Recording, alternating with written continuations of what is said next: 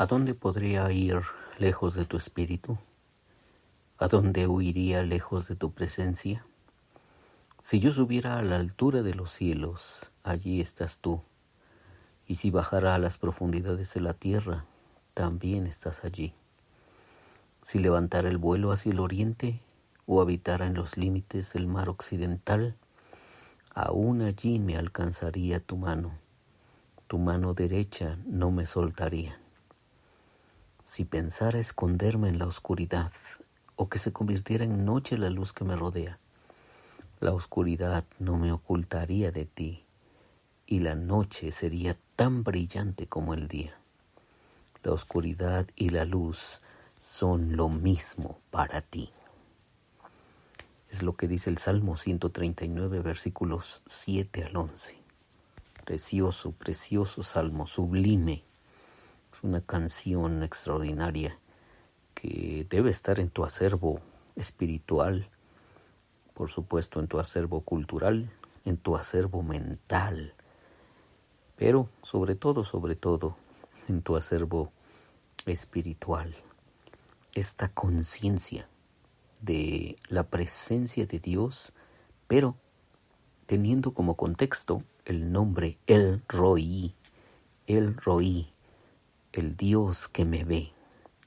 Es lo que dijo esta Agar cuando está huyendo de su señora y está desesperada, no encuentra sentido a su vida, a su existencia, piensa que se va a morir, es más, desea morirse, pero llega Dios y la sustenta, la libra de la muerte y también le da un sentido de vida y le dice que regrese a casa, que regrese con su señora, que obedezca lo que dice allí la dueña de la casa.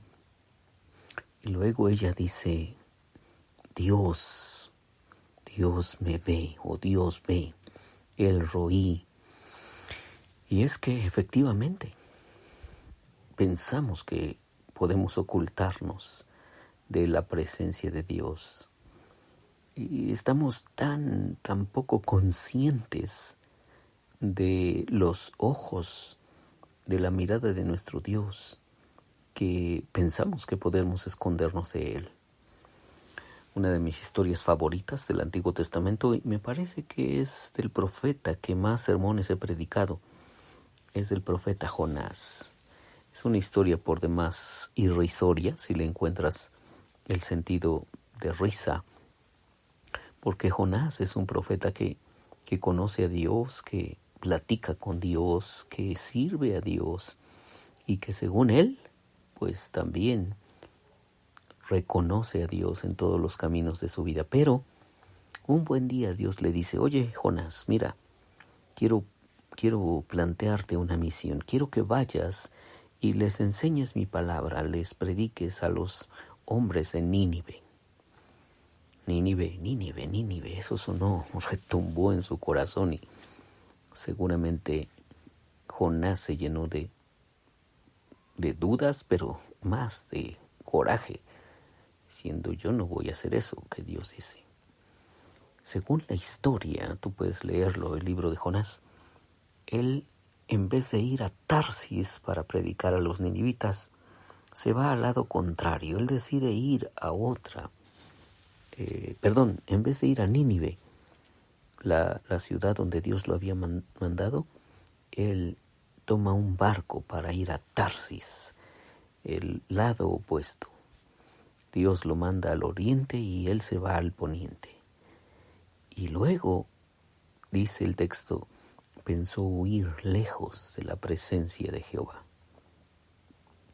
Había una idea en la antigüedad de que Dios vivía en su templo, de que Dios estaba allí en el templo de Jerusalén o en Jerusalén o en la ciudad de Jerusalén o quizá en el territorio más amplio, en la tierra de Israel. Y fuera de allí, Dios, pues aunque es el Dios que hizo los cielos y la tierra, pero no sé si exactamente la gente pensaba que se podía esconder de Él o simplemente como muchos de nosotros. Sabemos que no podemos esquivar la mirada de Dios, pero pero muchas veces intentamos hacerlo. Nos queremos esconder de Dios. Es clásico eso, es el principio de la historia humana. Hemos leído tantas veces ese versículo de Génesis capítulo 3, que el hombre y la mujer se escondieron cuando oyeron que Dios les estaba buscando. ¿Dónde estás? Y entonces la respuesta fue: Señor, oí tu voz en el huerto y me escondí porque estaba desnudo. Sí, tenemos esa idea absurda de que podemos escondernos de la mirada de Dios. Algunos que estamos un poco conscientes de Dios, pensamos que podemos escondernos de la mirada de Dios. Ahora, piensen las personas que no están nada conscientes de la presencia de Dios. Pues con más razón piensan que nadie los ve. Hacen y deshacen, trafican, negocian, viven, disfrutan, van y vienen, bailan, gritan, etcétera. Y Dios, ¿quién es Dios? Así dice el necio en su corazón, dice el Salmo 14. No hay Dios. Punto. Pero es que el corazón está lleno de necedad. Ya para decir que no hay Dios es porque el corazón está podrido y está inundado de necedad. Bueno, pues regresando a la historia de Jonás, Jonás se embarca en un viaje hacia Tarsis y él hasta se fue a dormir.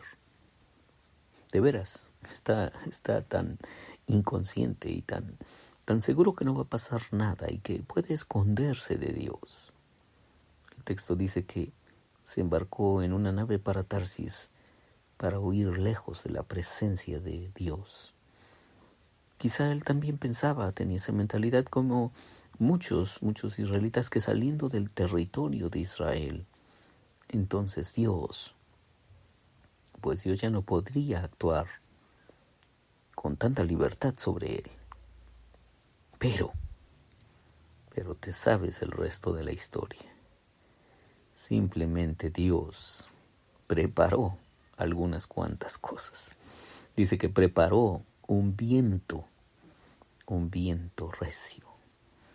Pero antes, preparó una tormenta. Y luego también Dios preparó un gran pez. Y luego preparó un sol ardiente que quemara la cabeza del profeta mientras él estaba ahí en una pequeña montaña esperando ver la destrucción de los ninivitas. Pero es que Dios estaba en tantos de los detalles, y no es que en todos los detalles que le están pasando al profeta. No puede esconderse.